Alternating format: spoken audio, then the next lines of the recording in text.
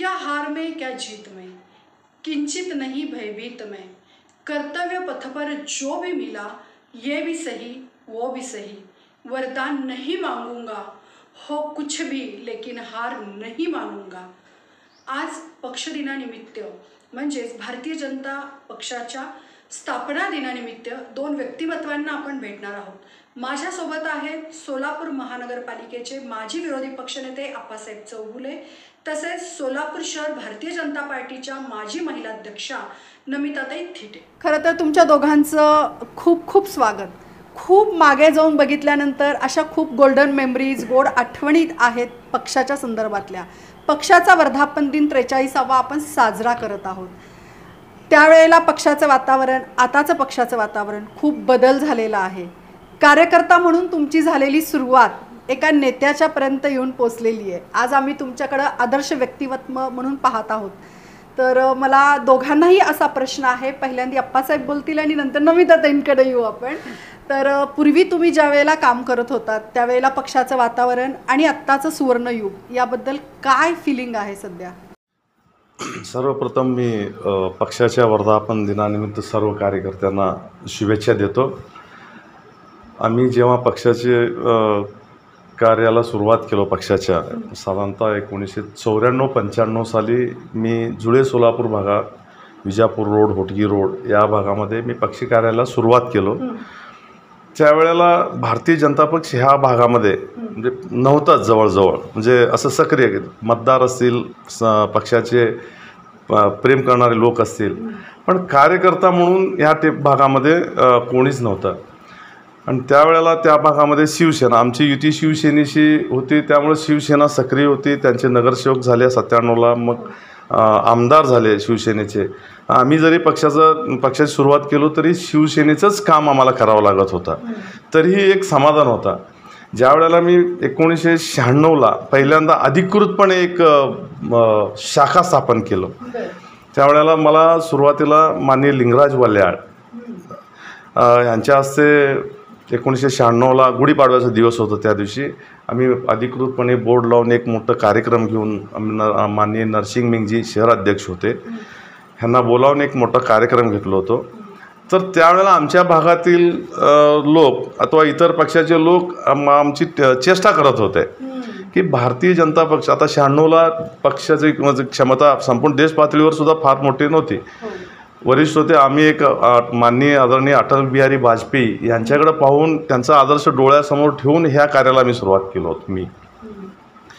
तर लोक म्हणत होते ह्या भागामध्ये शिवसेना आणि काँग्रेस एवढे मजबूत असताना भारतीय जनता पक्षाचे कुठंही गल्लीपासून दिल्लीपर्यंत कुठंच सत्ता नसताना भाजपची कशी काय शाखा काढतो, काय कुणास ठाऊक। म्हणजे राजकारण केवळ सत्ता पद याच्यासाठी नसतं, एक असेल माझा विचार तसा, पण मला एक समाधान त्या पक्षाचं काम केल्यावर एक वेगळं समाधान आहे। आणि राष्ट्रीय पातळीवर, राज्य पातळीवर आदरणीय अटलजी असू दे, मग प्रमोदजी महाजन, गोपीनाथजी मुंडे हे ह्यांच्याकडं बघितल्यावर एक वेगळा फिलिंग, म्हणजे एक बरं वाटतं की ह्या लोकांच्या बरोबर काम केलं की एक वेगळा आनंद असेल आणि आपण चांगलं करू शकतो। भविष्यात ह्या पक्षालाच फ्युचरमध्ये एक चांगलं मिळेल असं एक मनात वाटत होतं, म्हणून स्थापना केलो, काम सुरुवात केलो। सत्तेत नसताना प्रतिकूल परिस्थितीमध्ये पक्ष कार्यकर्त्यांना एक धोरण मी अवलंबलो की आम्ही त्यांच्या विरोधात काही करायचंच नाही, फक्त आपण आपल्या पक्षाला आणि आपल्याला डेव्हलप करायचं। ह्या पॉझिटिव्ह ॲटिट्यूडने आम्ही पक्ष करायला सुरुवात केलो आणि योगायोगानं लोक जोडत गेले आणि आमच्या स्वभावामुळे सगळ्यांना एकत्र केले। मग नंतर नमिताताईंसुद्धा एक चांगली महिला आघाडीची टीमसुद्धा त्यांनी, म्हणजे आजपर्यंतच्या शहर महिला आघाडीमध्ये जी शहर पातळीवर जी महिला आघाडी होती, सगळ्यात मजबूत महिला आघाडी मला ह्यांचा दिसला त्यावेळेला। म्हणजे एवढंच असं प्रचंड संख्येने त्यांनी महिला गोळा करते, ह्यांनी आमच्या भागात असल्यामुळे त्यांची साथ मिळाली, सगळ्यांची साथ मिळाली। पहिल्यांदा आपण खासदार आले त्यावेळेला, आणि ज्या दिवशी मी पक्षाची स्थापना केलो होतो गुढीपाडवा 96ला, त्याच दिवशी लोकसभेच्या निवडणुका जाहीर झालेल्या होत्या त्याच दिवशी, आणि तिथून 40 दिवसांनी निवडणुका होते। माननीय लिंगराज वल्याळ यांना उमेदवार मिळाले आणि त्यावेळेला ते निवडून आले। म्हणजे एक वेगळं समाधान लाभलं की आम्ही पक्ष कार्याला सुरुवात केलो आणि सत्तेमध्ये आमचे लोक चालले। आणि आज एक वटवृक्षात रूपांतर झालं का नुसतं देशातच नाही जगामध्ये माननीय पंतप्रधान आदरणीय मोदीजी हे जगामध्ये आपल्या पक्षाचं अथवा देशाचं नाव रावतात. म्हणून ज्या पक्षाच्या कामाची सुरुवात आम्ही अशा पद्धतीने केलो होतो ते आज आम्ही एवढा मोठा झालो याचं एक फार मोठा समाधान आम्हाला वाटतं. खरंय पक्षीय कामामध्ये हे सगळं बलिदान म्हणा किंवा आपण प्रथम रुजलं पाहिजे आणि मग उगवून येतं ह्या ज्या भावना आहेत किंवा त्यावेळेला जेव्हा आम्ही काम केलं तेव्हाची परिस्थिती या सगळ्यांचा गुंता डोक्यामध्ये असताना ह्या भावना त्यांनी व्यक्त केल्यात. आणि तुम्ही म्हणालात खरं की शिवसेना भारतीय जनता पार्टी मिळून आपण काम करत होतो. त्यावेळेला आम्ही खूप नशीबवान आहोत की अटल बिहारी वाजपेयी जेव्हा सोलापुरात आले होते तेव्हा मला ओवाळायचा मान मिळाला. मी खूप स्वतःला भाग्यवान समजते. किंवा प्रमोदजी महाजन असतील, स्वर्गीय अटल म्हणजे गोपीनाथजी मुंडे असतील, फुंडकर साहेब असतील, फरांदे साहेब असतील, वहाडणे साहेब असतील, ही सगळी जी राष्ट्रीय लेवलची मंडळी होती त्यांच्याबरोबर आपण काम केलं. आणि वल्लासाहेबांचा तुम्ही म्हणजे आत्ताच नाव घेतलं तर खरंच आहे पहिली निवडणूक वल्लासाहेब निवडून आले आणि त्याचासुद्धा प्रचाराचा एक भाग मलासुद्धा होता आलं. मंगळवेढ्याला असेल किंवा इकडे सगळ्या प्रचार सभेमध्ये मी सुद्धा युवती प्रमुख म्हणून काम करत होते. तर मला खूप समाधान आहे की या सगळ्या गोष्टीचा आम्ही एक भाग होतो. मित्रांनो, खरं तर भारतीय जनता पार्टीचा विचार केल्यानंतर जनसंघापासून निर्माण झालेली ही भारतीय जनता पार्टी पंडित दीनदयाल उपाध्याय असतील, श्यामाप्रसाद मुखर्जी असतील यांचंही स्मरण या निमित्ताने केलं पाहिजे खरं तर. आणि पूर्वी त्यांनी जे सगळ्यांनी बलिदान केलेलं आहे त्या बलिदानावर किंवा अशा कार्यकर्त्यांवरच पार्टी उभी राहते. पक्ष मोठा असतो, कार्यकर्ते येतात जातात, पण आता पक्षामध्ये भरपूर कार्यकर्ते आलेले आहेत आणि तुम्ही तेव्हा केलेलं काम तेव्हा बोटावर मोजण्या इतपत तुम्ही सगळे कार्यकर्ते होतात. तर नमिताताई, मला तुमच्याकडे यायचं आहे की तुम्ही महिलाध्यक्ष म्हणून खूप छान काम केलं. तुमची टीम अगदी खूप सुंदर होती, बांधणी चांगली केली होती.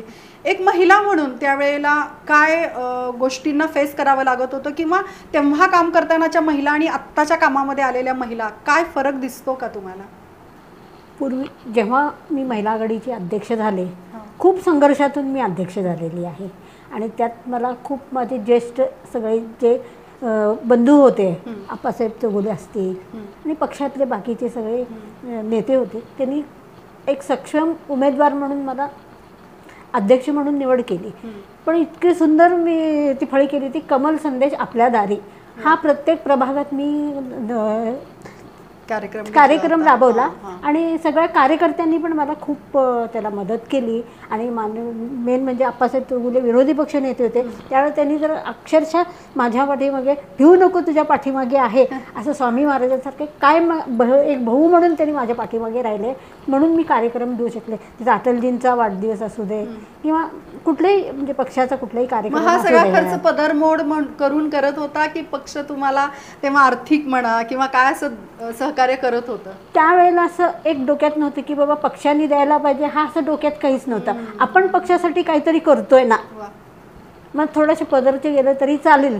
आम्ही पक्ष हे कर प्रत्येकाच्या घरोघरी आणि एक बाई कशी आहे ना घरात स्वयंपाकघरापर्यंत जाऊन हे करतो. म्हणजे ते कुठं आमदारांची निवडणूक असतील, खासदारांची निवडणूक असतील किंवा नगरसेवकांची निवडणूक असेल.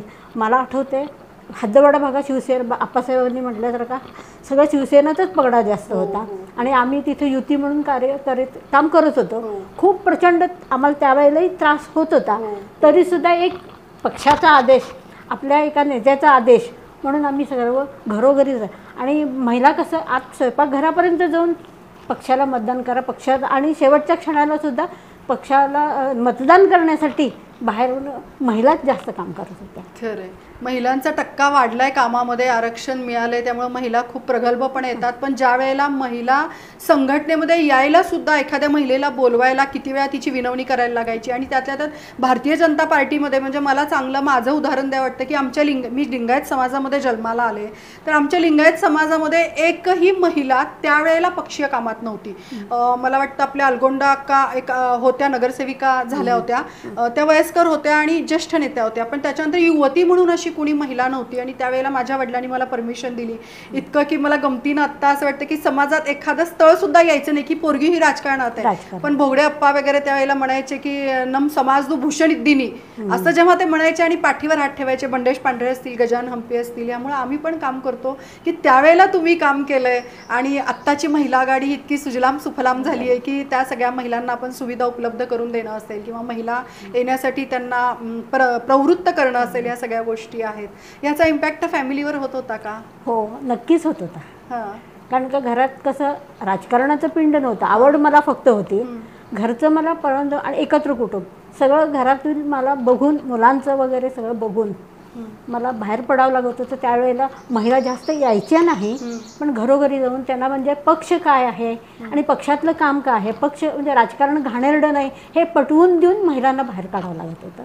आणि आप्पासाहेबांनी तर खूपच म्हणजे मेहनत घेतली हद्दवाड भागात आणि सजीव कार्यकर्ता म्हणा किंवा नेता म्हणा त्यावेळेला आप्पाच होते. कारण आप्पांचं ते खूप अगदी म्हणजे काय म्हणतात त्याला, सगळ्यांमध्ये जाणं असेल, शाखा उघडणं असेल, नेत्यांनी त्यांना केलेलं सपोर्ट असेल. आणि शुभशकून म्हणायला काही हरकत नाही की वल्लभसाहेब पण निवडून आले त्यावेळेला, तर आपण त्या पहिल्या खासदाराचे सगळे साक्षीदार आहोत म्हणजे, तर ह्याचंही खूप समाधान आहे. आणि आत्तापर्यंत 45 वर्षामध्ये 11-12 वेळा निवडणुका झाल्या आणि त्याच्यामध्ये 5 वेळा भाजपचे खासदार झाले गेले, तर पहिल्या खासदाराचे आपण सगळे साक्षीदार आहोत. ह्याचा एक आम्हाला खूप आनंद वाटतो. ह्या सगळ्याच आठवणी आज आम्ही करत असताना तुमच्या दोघांनाही माझा असा प्रश्न आहे की तुमच्या आवडीचा नेता कुठला आहे भारतीय जनता पक्षातला?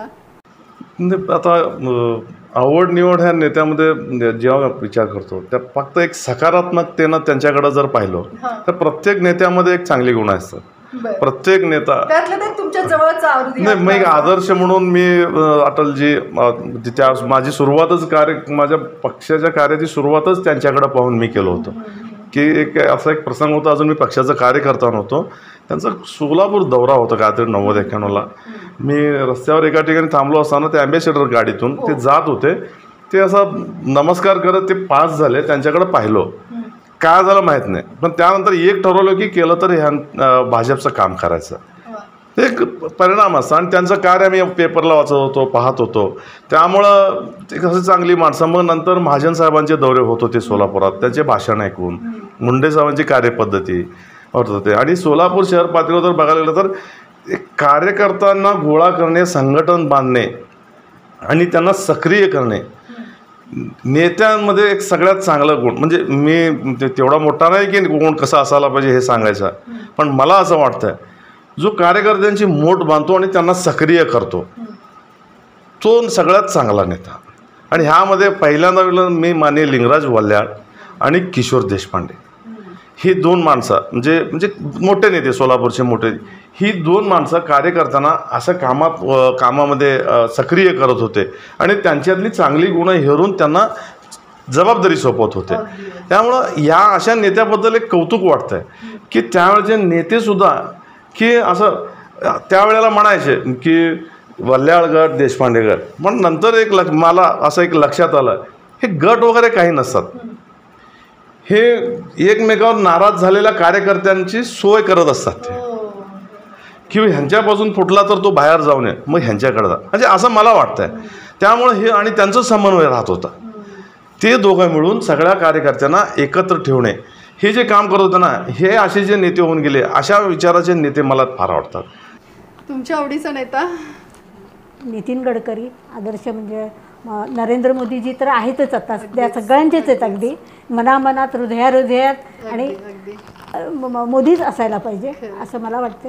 आणि सुषमा स्वराज माझ्या खूप आवडल्या, एक स्त्री म्हणून. छान, खूप छान. सुषमा स्वराजांचा उल्लेख केला. खरं तर हे सगळे दिग्गज नेते आहेत, पण जेव्हा आपण कॉर्नर सभा, कोपरा सभा घ्यायचो तेव्हा आपले शहर अध्यक्ष कर्नल लांडगे होते आणि ते नेहमी मला म्हणायचे की प्रति सुषमा स्वराज्य. माहीत नाही, पण माझ्यासुद्धा आवडीच्या ओघवतं वक्तृत्व, अभ्यासाची शैली आणि एक जे इम्प्रेशन असतं ते खूप भारावून जाण्यासारख्या होत्या अगदी. मग या सगळ्यामध्ये आपल्या निशिगंधा मोगल असतील, आपल्या नाशिकच्या आमदार होत्या, सुमतीताई असतील, मालतीताई असतील, बऱ्याच महिला आपल्यासमोर आदर्श होत्या, उमा भारती असतील, या सगळ्या. आणि त्याच महिलांना बघून आपण खरं तर काम करत होतो. महिलांच्या बाबतीमध्ये आत्ता काम करताना जी सुरक्षितता, म्हणजे महिला आता स्वयंभू झाल्यात, स्वतःचे निर्णय स्वतः गाडी घोडा घेऊन निघतात पक्षाच्या कामासाठी. तर तुमच्या वेळेला पक्षाच्या कामामध्ये हे जे सगळं पुरुषांकडनं, म्हणजे पुरुष नेत्यांकडनं आणि कार्यकर्त्यांकडनं असं काही सहकार्य असायचं का? सहकार्य म्हणजे ते कशा पद्धतीचं असायचं?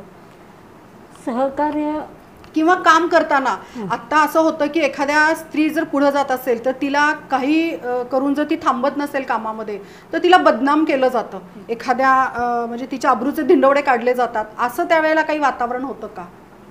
होते काही, त्याच्यात काही होते, पण आम्ही पक्षासाठी काम करतो आणि घरचा, नवऱ्याचा आणि कुटुंबाचा सपोर्ट होता, त्या बदनामीला आणि किंवा कुठल्याही गोष्टीला आम्ही भीक नाही घातली त्या वाह, काळात. क्या बात आहे. फक्त पक्षासाठी लढलो, पक्ष माझा एकच ध्यास हे हे खरंय, महिलांना काम करत असताना एक मर्यादा असते आणि मर्यादा ओलांडून जर ती स्त्री पुढे जात असेल तर तिची बदनामी केली जाते किंवा तिला बऱ्याच गोष्टींमध्ये तिचे धिंडोडे काढले जातात किंवा छितू करायचा प्रयत्न केला जातो.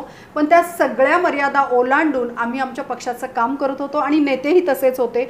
सुरक्षितता आपल्याला होती. म्हणजे मला तर विद्यार्थी परिषदेची मी कार्यकर्ती, खरं तर अखिल भारतीय विद्यार्थी परिषदेचं काम करून नंतर मला पक्षामध्ये बोलवलं गेलं. युवा मोर्चाची वॉर्ड अध्यक्ष झाले, नंतर शहर युवती प्रमुख आणि महाराष्ट्राची युवती प्रमुख म्हणून 2दा होते. तेव्हा महिलांना काम करणं खूप अवघड होतं आणि त्याच्यावर मात करून आम्ही पुढे गेलो. हाच सल्ला माझ्या इतर महिला कार्यकर्त्यांना द्यायचा आहे की तुम्ही जर ठाम असाल, सक्षम असाल आणि तुमची फॅमिली जर तुमच्यासोबत असेल तरच राजकारणात या, नाहीतर पक्षाच्या कामाच्या व्यतिरिक्त किंवा तुमच्या भूमिकेच्या व्यतिरिक्त तुम्हाला हवं तसं मोल्ड केलं जाईल आणि तुमचा वापर होईल. हे तर म्हणजे अगदी मनापासून सांगणं आहे खरं तर. बरं, हे सगळं झालं. याच्यामध्ये 2 गोष्टी आत्ता जाणवतात की कार्यकर्ते जे नवीन येतात, आपण जेव्हा काम करत होतो तेव्हा आपण एक समाजकार्य म्हणून किंवा ध्येयाने प्रेरित होऊन काम करत होतो. तर ते करिअर नव्हतं आपलं, तर आपली आवड होती. आत्ता येणारे कार्यकर्ते राजकारणाकडे, म्हणजे राज्यशास्त्र विषयात MA करणं असेल किंवा पॉलिटिकल हा विषय घेऊन त्याच्यात PhD सुद्धा करतात आणि करिअर म्हणून बघतात, धंदा व्यवसाय म्हणून सुद्धा या राजकारणाकडे बघितलं जात आहे. तुमचं काय मत आहे याच्यावर?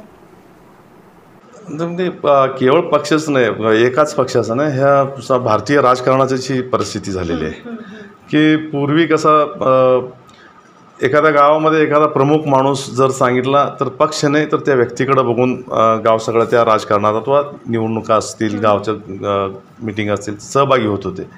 आणि आम्ही सुद्धा जेव्हा सुरुवात केलो ते त्यात करिअर वगैरे आम्ही कधी असं पाहिलं नाही. हे करिअर म्हणून विचार, आवडीचा विषय आणि एक बरं वाटतं की आपण लोकांसाठी एक माध्यम म्हणून ह्या माध्यमातून आपण काम करायला पाहिजे आणि चांगलं पक्ष आणि चांगली माणसं बघून आम्ही काम करतो. अलीकडच्या काळामध्ये जर आपण राजकारणाकडे जर करिअर म्हणून बघत जर चाललो, मग राजकारणालाच भविष्य नाही. कुठल्याही पक्षाचा असो, आज अनेक पक्षांची अवस्था देशामध्ये बुडालेल्या आहेत, त्यांची अधोगती चालू आहे. त्या जर आपण अभ्यास केलो तर त्या पक्षाचे नेते आणि कार्यकर्ते करिअर म्हणून जेव्हा पाहिले त्यावेळेला हळूहळू ते पक्ष त्यांचा अस्त होत गेलेला आहे. राजकीय पक्ष राजकारण करताना हे नवीन नवीन कार्यकर्ते जोडले गेले पाहिजे, पक्ष वाढला पाहिजे. कारण कोणीही फार काळ चालत नाही. काही अंतर असं आहे, मग आमच्यासारखे लोकांना कधी थांबावं लागतं, ह्याच्या आधीचेही होते, पुढे हे निरंतर चालत राहणारी गोष्ट आहे. त्यामुळे कार्यकर्ते जोडत राहावं लागणार आहे. पण हे जोडत असताना हे मजबूत टीम टिकणारी फळी असली पाहिजे. जुने पण सोडता कामा नये. जुने सोडता कामा नये, त्यांचा उपयोग करून घ्यायलाच पाहिजे आणि पुढं जाताना हे टिकणारे असले पाहिजे. आपण करिअर केलो, काहीतरी सेट झालं, मिळवलो आणि बाजूला झालो, एवढ्यापुरतं विचार करणारे कार्यकर्ते जर सामील होत असतील तर भविष्यामध्ये त्या पक्षाला नुकसानदायक ठरणार आहे. त्यामुळे चांगल्या कार्यकर्त्यांची फळी व्हायला पाहिजे आणि टिकणारी फळी असली पाहिजे. अगदी खरं आहे. महिलांच्या बाबतीत पण असं होतं. तर आता ज्या महिला येऊ इच्छित आहेत पक्षाच्या कामामध्ये किंवा युवती पण आहेत, तर त्यांना एक मोठी ज्येष्ठ नेता म्हणून तू काय सांगशील? कारण त्यावेळेला तू पक्ष सांभाळला आहे. महिलांच्या अडचणी तर असतातच, तरी पण काही धोके असतात त्या महिलांना, तर तू काय सांगशील त्याला, त्या गोष्टीवर? नवीन, कारण जुनं ते सोनं, नवीन पण हवं असतं, पण नवीन नवीन यायलाच पाहिजे. आणि आपलं करिअर, आपलं घर, आपलं कुटुंब सगळं सांभाळून पक्षासाठी काम करावं मला असं वाटतं. नवीन आणि काहीतरी करून पक्ष मजबूत करून माननीय नरेंद्र मोदी साहेबांचा हात बळकट करण्यासाठी सगळ्या महिलांनी यावे अशी माझी इच्छा आहे. खरं आहे, ह्या दोघांकडनं आपण बऱ्याच गोष्टी जाणून घेतोय. पण मला आणखीन एक तुमच्या दोघांसमोर असं व्यक्त करावं असं वाटतं की येणारा जो कार्यकर्ता आहे, नेत्यांनी त्याचं ॲनालिसिस केलं पाहिजे. म्हणजे की तो कार्यकर्त्याला बेस आहे का, तो काय म्हणून आलेला आहे, की तो कॉन्ट्रॅक्ट म्हणजे एक बिझनेस म्हणून आला आहे का, करिअर म्हणजे नक्की काय. कुणाला आर्थिक फायदा हवा असतो, कुणाला राजकीय फायदा हवा असतो, कुणाला स्वतःची एक इमेज तयार करायची असते त्याच्यामध्ये, काही लोकांना फक्त हवा करायची असते. पण आत्ताचे दिवस हे चॉकलेट गोळ्या विकायचे राहिलेले नाही आहेत. आता इथे तोच टिकेल जो पूर्वी स्टेप बाय स्टेप, म्हणजे आता मी स्वतः असं ठामपणे सांगते की तर ज्याला बेस आहे, ज्याला अभ्यास आहे, ज्याला बोलायची पद्धत आहे, निर्णय क्षमता आहे, किंवा आत्ताच आपण मगाशी बोलताना असं म्हणालो होतो की कार्यकर्ता असेल किंवा जो कोणी राजकीय कुठल्याही पक्षातला जो व्यक्ती असेल त्याची एक स्वतःची आयडेंटिटी असली पाहिजे. भले तो सर्वसामान्य असू दे. एखाद्या मी सुद्धा कामगाराच्या घरातून आलेली आहे, म्हणजे मलाही कुठला बेस नव्हता, पण माझ्या वडिलांनी आई वडिलांनी जे कष्ट घेतलेत, माझ्या आईचे वडील स्वातंत्र्य सैनिक होते, ते रक्त माझ्यात संचारतंय, ते किती पळतंय याच्यापेक्षा ते किती टिकतंय ह्याला महत्त्व आहे. टिकणं खूप महत्त्वाचं आहे, नाहीतर आज आलं उद्या गेलं उद्या असं नाही आहे. तर 30 वर्षाच्या ह्या सगळ्या राजकीय घडामोडीमध्ये फक्त एक अशी आठवण सांगा की ती आठवण आठवली की तुम्हाला बळ येतं, आनंद वाटतं, उत्साह वाटतो आणि जाम भारी वाटतं. अशी एखादी आठवण, काहीतरी असा काहीतरी एखादा सन्मानाचा क्षण, आनंदाचा क्षण. युतीमध्ये आम्ही शिवसेनेचं काम करत होतो. मी हदवाड भागामध्ये 97ला पहिल्यांदा महापालिकेची निवडणुका लागले, तर ते सिंगल म्हणजे प्रभाग होतं, एक सदस्यीय. आणि अर्थातच तिथं शिवसेनेचं प्राबल्य जास्त होतं. आम्ही नवीन होतो, मित्रपक्षी जरी असलो तर फार नेत्याने आमचे आग्रह केले नाही. ते सेनेला गेले आणि पण काम केलो आम्ही. सेनेचा नगरसेवक झाला. 2002ला जेव्हा त्रिसदस्यीय प्रभाग झाला त्यावेळेला 2 ओपन आणि 1 महिला झाला. मी ओपन कॅटेगरीत असल्यामुळं 2 ओपन होते. मग आमच्या नेत्याने, मी नेत्यांना सांगितलं आणि शिवसेनेकडून 3 पैकी 1 जागा माझ्यासाठी मिळून, आणि आमच्या नेत्याने सुद्धा वल्ल्याळ साहेब असतील, देशपांडे साहेब असतील, त्यावेळेला मेंगजी, कर्नल लांडगे होते अध्यक्ष त्यावेळेला, हे सगळे म्हणजे आग्रह केले की 1 जागा द्या, पण नाही देत नाही. 3ही त्यांनी गेले, तरीसुद्धा आम्ही काय केलो नाही. पण 2007ला युती तुटल्यामुळं संधी मिळाली. युती तुटली, युती झाली नाही आणि भाजपचं उमेदवार, सेनेचा उमेदवार लढावं लागलं आणि जिंकून आलो. त्यावेळेला एक असा आनंद झाला की मी भारतीय जनता पक्षाचा प्युअर नगरसेवक, म्हणजे प्युअर म्हणजे फक्त पक्षाचा नगरसेवक, युतीचा नाही. ह्या सगळ्या गोल्डन मोमेंटमुळे आपलं आयुष्य अजून जास्त बहरत जातं आणि जेव्हा आपण शांत असतो तेव्हा ह्या गोष्टींमुळे आपल्याला एक आत्मिक समाधान असतं की ह्यामुळं मी घडलो गेलो असेल. तुमच्या आयुष्यातली एखादी अशी घटना असेल पक्षीय कामातली की बाबा ती मला खूप छान वाटते अशी? मी भाजपची शहर चिटणीस होते. इलेक्शन लढवायचं हा डोक्यात कधीच नव्हता किंवा मी कधी कुठले मुंबई वारी कधी केली नव्हती. अचानकच पहाटे 4 वाजता नितीन गडकरी प्रदेशाध्यक्ष होते, त्यांचा मला फोन आला उठून. आणि त्यावेळेला फोन आला की नाही असं आपल्याला वाटायचं की बाबा कोणतरी गेलेत नातेवाईक वगैरे असं. अचानक फोन आला पक्ष कार्यालयातून, प्रदेश कार्यालयातून फोन आला, युती तुटलेली आहे आणि इथं महिला जागा आहे, तुम्ही कामाला लागा, असं त्यांचं एक संदेश आहे. मी एकदम घाबरले, मला काहीही सुचलं नाही की एवढ्या मोठ्या नेत्याचा आज आपल्याला असा फोन येतो. मग मी दुसऱ्या दिवशी किशोर देशपांडे साहेबांना भेटायला, शहर अध्यक्ष होते त्यांनी. ठीक आहे, मग ते झाला तो प्रकार वगैरे. युती तुटल्यामुळे शिवसेनेच्या काही नेत्याकडनं मला खूप त्रास झाला त्या पिरियडमध्ये. तुम्ही माघार घ्या, हे घ्या ते. देशपांडे साहेब म्हटले काही जरी झालं माघार घ्यायचं नाही. ठीक आहे, मी थोडक्या मताने हार मला पत्करावं लागलं, पण मला अजूनही वाटते की मी आज भाजपची नगरसेविका आहेच. लढल्याचा आनंद. खरंय. मित्रांनो, खरं तर ह्या मुलाखतीला यासाठीच ब्रेक लावत नव्हते, हे बोलत होते आणि मी ऐकत होते. आणि मी ठरवलं होतं की सगळ्यात शेवटचा जो गप्पांचा म्हणजे जो प्रवाह आहे तिथं मला यायचं आहे. आज बऱ्याच नेत्यांचा उल्लेख झाला. खरंच कुणाच्या तरी सोबत मी आहे असं म्हटल्यानंतर आपण पुढे राहत असतो. आणि कार्यकर्त्यांना एवढंच अपेक्षित असतं की मोडून पडला संसार पण मोडला नाही कणा, पाठीवरती हात ठेवून नुसतं लढ म्हणा, असं विवा एका ठिकाणी म्हणतात. पक्ष स्थापनेच्या दिनादिवशी या दोघांना आपण समोर आणण्याचं कारण असं होतं की हे होते, हे आहेत आणि हे राहतील, हा विश्वास ठाम आहे. अबकी बार 400 पार करायचं आहे आणि आपण मोदीजींचं स्वप्न, जे अटलजींचं स्वप्न होतं ते मोदीजी पूर्ण करतायत. रामराज्य आलंय आणि त्या रामराज्यामध्ये तुमच्याशिवाय आम्हाला कुठलीच गोष्ट गोड लागणार नाही. त्यामुळे तुमचं सहकार्य अपेक्षित आहे. खूप खूप धन्यवाद तुमच्या दोघांचे.